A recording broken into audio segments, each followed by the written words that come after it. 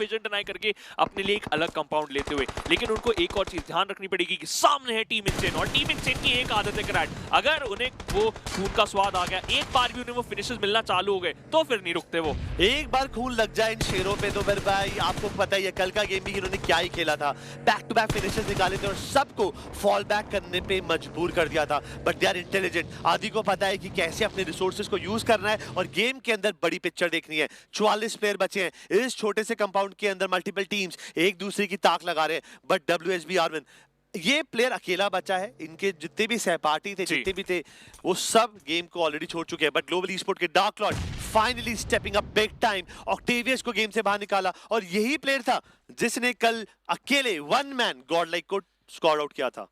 But crate अब तो वो बाहर हो चुके, प्लस वेलोसिटी ऑलरेडी एक हैंडीकैप सिचुएशन में थी। लेकिन ये सर्कल जहां पर पहले इतना ज्यादा पानी को फेवर कर रहा था, अब ये फेवर करता हुआ एक टीम को ग्लैडिएटर्स। अब इनको अपने स्पीयर उठाने और सीधा ऑपोजिशन के छाती में डालने, क्योंकि देखिए सिंपल सी बात है, एज अब आपके पास नहीं है, आपके पास पूरा का पूरा कोर है। आप ब्रिज कैंप कर सकते हैं, आप हाई ग्राउंड का एडवांटेज उठा सकते हैं, आपके पास घर भी है क्रैट। अगर ग्लैडिएटर्स के हाथ से चिकन डिनर चला गया तो भाई मैं बहुत निराश होऊंगा। हम निराश होंगे, वो खुद से निराश होंगे, बिकॉज आपको भी पता है कि काफी बार जोन कभी कभी आपको ना एक सडन एडवांटेज देता है, बिकॉज जोन किसी के फेवर में नहीं है, कभी भी जोन हार्डशिप ले सकता है। बट अगर इस बार मौका मिला है ग्लैडिएटर्स को, देन यस उनको फायदा जरूर उठाना पड़ेगा। वहीं पे सोल के अक्षर आर्मिन जो अकेले प्लेयर बचे थे WSB को, उनको भी जड़ से उखाड़ कर गेम से बाहर निकाला। जस्ट बिकॉज अब ये पावर प्ले में नहीं मार रहे तो इसका वजह से इनको बस 4 पॉइंट मिलेंगे। बट OR के प्लेयर यहाँ पर फिनिश फीड के अंदर इस वक्त रिसीविंग एंड पे हैं और उनके लिए, मेरे लिए, उनके हिसाब से थोड़ी चीजें जरूर खराब होंगी अब। जी हाँ, क्योंकि ओआर यहाँ पर सैंडविच हो चुके दो टीमों के बीच में, टीम गॉडलाइक एंड उसके साथ साथ वन ब्लेड। अब यहाँ पर सूझबूझ के साथ उन्हें बाहर निकलना पड़ेगा क्रैट, क्योंकि ये सिचुएशन ऑलरेडी अच्छी नहीं है। स्पाई स्पोर्ट्स की अगर हम बात करें, इनके पास 3 फिनिशेस हैं, चारों प्लेयर तैनात है, लेकिन ये 1100 मीटर दूर है सर्कल से। और उसके साथ साथ इनका आगे इंतजार कर रही है एक टीम है राज करीबी ग्लोबल ई स्पोर्ट्स, जो कि बहुत देर से हाथ लगाए बैठी है। अगर आपने उनको एक मौका दिया वो सीधा चौका मार देंगे और शायद आपको बाहर भी निकाल सकते हैं क्रैट। लेकिन यहाँ पर इन दोनों टीमों को ये समझना पड़ेगा कि भाई सर्कल बहुत दूर है, बहुत ज्यादा दूर है और ये ब्लू जोन का डैमेज बढ़ता जाएगा। अभी भी मैप के अंदर ना बहुत सारा एरिया ऐसा है सिवान जहां पर हमारे प्लेयर्स जाकर ना होल्ड बैक कर सकते हैं। जैसे आप खुद ही सोच के देख ले, ऐश भी और ग्लैडिएटर्स के बीच में it's a very big area, vast area जहां पे होल्ड कर सकते हैं। बट फिनिश फीड के अंदर तो कहानी अलग ही लिखी जा रही है। न्यूमैन की अभी the IGL from the team Newman right now he has been eliminated from the game. और कैनेडी ने यहाँ पे स्पॉट कर एक प्लेयर को ट्रिगर पे शॉट देने की कोशिश की है। 416 पे 4x लगा रखा है, बार बार टैप तो कर रहे हैं बट इंफॉर्मेशन भी है उनके पास। बट मैं देख रहा हूं कि कब तक ग्लैडिएटर्स अपने सब्र का बांध होल्ड बैक करके रखेंगे, बिकॉज इस टीम ने अभी तक एक भी, मैं बोल सकता हूं कि मूवमेंट नहीं करी है। दे प्लेइंग सो लो की, they just waiting for the perfect opportunity, और उस अपॉर्चुनिटी पे ये टीम अपना पंजा जरूर मारेगी। जी, कितनी ज्यादा देर तक और इनको होल्ड करना पड़ेगा उस अपॉर्चुनिटी के लिए। बट क्रैट वन ब्लेड के पास कितनी ridiculous amount of load out है। 2 प्लेयर्स के पास मैंने लेवल 3 का किट देख लिया, बाकी प्लेयर्स के पास भी मैं उम्मीद कर रहा हूँ कि लेवल 3 का किट होगा। इसका मतलब एक लेवल 3 का हेडसेट, एक हेलमेट और उसके साथ साथ लेवल 3 का टॉर्सो, आपकी वेस्ट। तो भाई इनके लिए एक परफेक्ट लोड आउट है क्रैट, वैल्यू अच्छी निकालनी है। ऑलरेडी आपने पावर प्ले के अंदर पॉइंट्स अच्छे निकाले थे। अब ये तीसरा स्टेज हमारा ब्लू जोन है जो इसका, वो अब मूव करना चालू हो चुका है। 53 सेकंड्स के बाद हमारे सामने 4th स्टेज आ जाएगा, जिसकी वजह से टीम्स के बीच में नजदीकियां और ज्यादा बढ़ेंगी। इसका मतलब नजदीकियां बढ़ेगी तो फाइट्स भी बढ़ेंगी। और सोलो मेगा एक फाइट के लिए आगे जरूर बढ़ रहे थे, उन्होंने एक प्लेयर को स्पॉट तो करा, हल्का सा डैमेज भी दिया, लेकिन अब इस इंफॉर्मेशन के साथ सोल को वर्क करना है परफेक्टली। अब वहां पर केमिनी स्पोर्ट्स भी है, सोल भी और इनसेन के प्लेयर्स भी दिख रहे हैं। सो भाई अगर ये सोच रहे हैं कि ब्रिज से जाएंगे, देन इतना आसान नहीं होने वाला। अगर इन्होंने बोटेशन कोशिश करी, देन बहुत सारी टीम इनको फोकस फायर कर कर इंस्टेंटली एलिमिनेट कर देगी। सो टीम सोल के लिए ये मस्ट फाइट है, कुछ भी हो जाए, साम दाम दंड भेद सब लगाना पड़ेगा। बट स्लग ने भाई पे DPS से हेक्टर बैकबोन पे हमला करा, ऑक्शन काफी ज्यादा ऑफ गार्ड पोजीशन में पकड़े गए and he has been knocked out. अचानक से 4 प्लेयरों की टीम 2 प्लेयरों में निपट रही है यहाँ पर, और ये मुश्किल सिचुएशन है इस टीम के लिए। ओ नो, गॉब्लिन का वहां पर रास्ता थोड़ी देर के लिए ब्लॉक हो गया था, लेकिन वो किसी तरीके से अपने आप को बचा पाएंगे। स्किप्स उनके पीछे आ रहे थे, एक मोलोटॉव का इस्तेमाल करें ताकि गॉब्लिन को और रूम ना दिया जाए। क्रैट एक बार गॉब्लिन के ऊपर देखिए, उनकी वेस्ट नहीं है, उनके पास सिर्फ हेलमेट बचा है। इसका मतलब ये जो अगर बॉडी के ऊपर डैमेज होगा वो बहुत ही ज्यादा इंसेन अमाउंट में पड़ने वाला है, और इंसेन ऑलरेडी इंसेन नजर आ रही है। स्किप्स अपने एक नॉकआउट प्लेयर को रिवाइव देने वाले हैं, स्लग, लेकिन ये रीबाउंड ग्रेनेड गॉब्लिन सीधा प्लेयर को नॉक करेंगे और अपने लिए अब थोड़ा सा और टाइम बाय करते हुए, लेकिन गॉब्लिन के ऊपर जिम्मेदारी बहुत ज्यादा बढ़ चुकी है क्योंकि उनके तीनों प्लेयर नॉक है।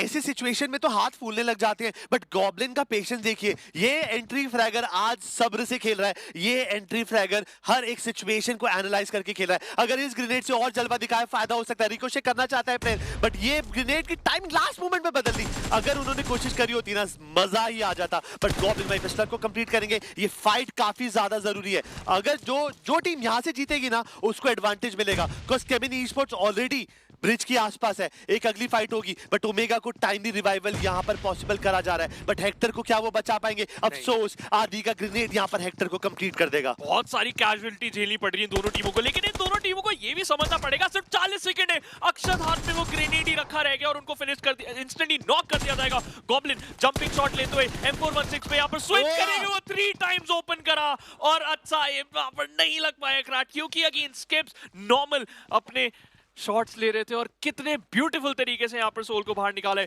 बहुत ही अच्छी फाइट थी, लेकिन कैजुअलिटी उन्हें भी बहुत ज्यादा झेलनी पड़ी। हाँ, प्लेयर्स जरूर ड्रॉप करे, but team soul they tried their best. हाँ, specially kudos to Goblin, because back to back players को रिवाइव देना, फाइट करना आसान नहीं था। और जॉनथन के साथ भी यही प्रॉब्लम हुई थी जब वो शैडो के अगेंस्ट गए थे।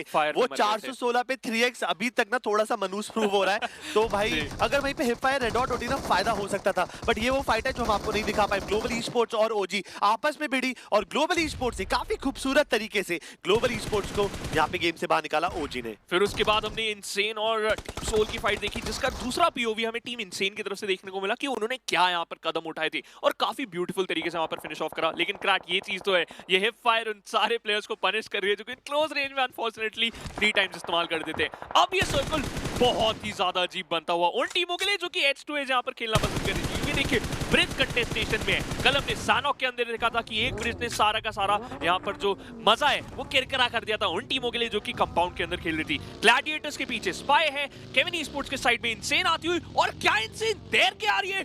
ग्रैट ये डिसीजंस भारी पड़ सकता है इन पे।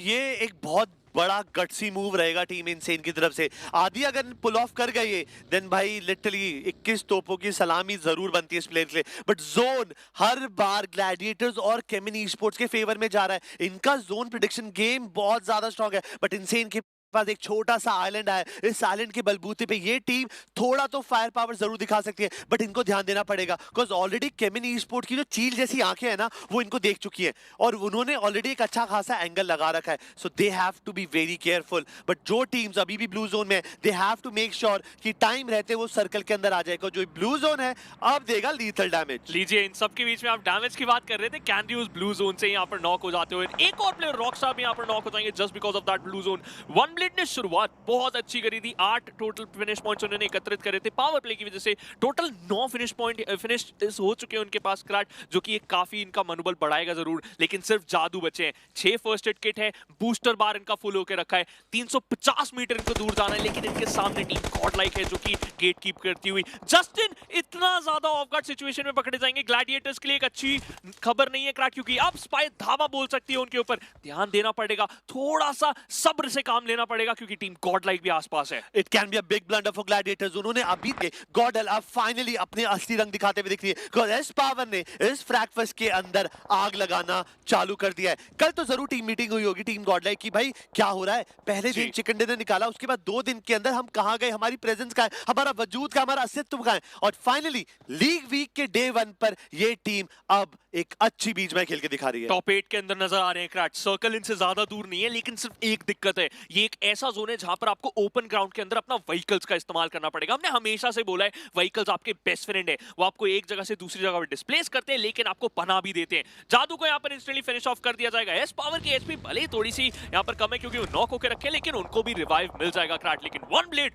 बहुत अच्छा खेलिए मेरी नजरों में। अब डेल्टा रिप्लाई करेंगे, बिल्कुल मुंह तोड़ जवाब देंगे और हीरो को गिरा देंगे। लेकिन क्रैट जस्टिन फिर से नॉक हो चुके हैं। एक-एक करके ग्लैडिएटर्स के प्लेयर भी यहाँ पे परेशानी में दिखेंगे जरूर। और यहाँ पर डेस्ट्रो की यूजी इंसाफ करते हुए, बट ज्यादा देर स्पाई की प्लेयर खुशी नहीं मना पाएंगे बिकॉज़ ग्लैडिएटर्स को पता है कि अपने कंपाउंड के अंदर बादशाहत कैसे मेंटेन करनी है। उनको मिले हैं यहाँ पे कुछ नाइस फिनिशेस, टोटल 4 फिनिशेस यहाँ पर उन्होंने निकाले। पूरा स्क्वाड यहाँ पे गायब करा और अब हमारे पास बचे हैं 6 टीमें, 18 प्लेयर। इंसेन के प्लेयर अभी भी दूर दरार माइकल फिलिप्स बनते हुए दिख रहे हैं, तैर के आ रहे हैं और उनको कुछ भी करके अंडर द ब्रिज कर आना पड़ेगा जोन के अंदर, तभी जाकर आगे का सपना देख पाएंगे। जीतने के चांसेस मैं अभी भी बोल रहा हूं ग्लैडिएटर्स के मुश्किल होंगे, जोन अलग हो चुका है, बट ओजी जिस बहाव से बह रही है ये सुनामी बनने में ज्यादा टाइम नहीं लगाएंगे। जी हाँ, कभी भी किसी के ऊपर भारी पड़ सकते हैं और उसके साथ साथ वो किसी भी टीम को ले डूब सकते हैं। लेकिन क्राट टीम गॉडलाइक के लिए अच्छी खबर ये वो टॉप 6 में, लेकिन एक बुरी खबर कि एस पावर को वो ब्लू जोन में ही अनफॉर्चुनेटली लूज कर चुके थे क्योंकि उसका डैमेज बहुत ही ज्यादा था।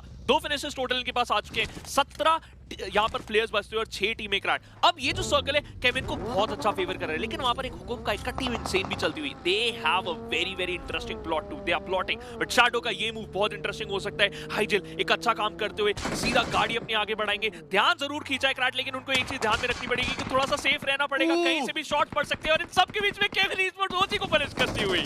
अब ये गाड़ी की पार्किंग काफी जरूरी रहेगी बिकॉज ये बेसिकली डिफेंसिव एक स्ट्रैट ले रहे हैं। यहाँ पर वो एक फोर्ट बनाना चाहते हैं, किला बनाना चाहते हैं जिससे जिनके पीछे खेलकर वो अपनी पोजीशन खेल सके। बिकॉज जो प्रेडिक्शन है ना वो यही सोच रहे होंगे कि जैसे कल सैनॉक में सर्कल कटा था ब्रिज के ऊपर वाला टीम जीतेगा, वैसे ही वो इम्प्लीकेशन यहाँ पे भी देखना चाहते हैं। But OG they playing the edge game, gladiators still not started rotating, but अब वो गाड़ी के अंदर है, सर्कल के अंदर जगह लेंगे और अपना हक यहाँ पर मांगते हुए दिखेंगे। क्राट दिक्कतें बढ़ सकती है क्योंकि अब उन्हें 1 नहीं 2 नहीं 3 से 4 टीमें फेस करनी पड़ेगी। शैडो देखिए ये एक ब्रिज का बहुत अच्छा इस्तेमाल करते हुए ऐश में भी इन सबके बीच में यहाँ पर नॉक कर दिया जाएगा शैडो द्वारा from team Godlike. Shadow from the side of Kevin esports ये भी नहीं रुकने का नाम ले रहे हैं, एक के बाद एक नॉक निकालते जा रहे हैं। उन्होंने धावा बोल दिया ग्लैडिएटर्स के ऊपर, जस्टिन नॉक होकर रखे, डेस्ट्रो की एचपी बहुत ज्यादा कम है और उसके साथ साथ शोगम भी यहाँ पर सिर्फ 30 एचपी पे सर्वाइव करते हुए एक यूपी ब्लू जोन से गिर जाएंगे। ग्लैडिए ब्लू जोन और पीछे पड़ा हुआ है, केविन क्या कम थी।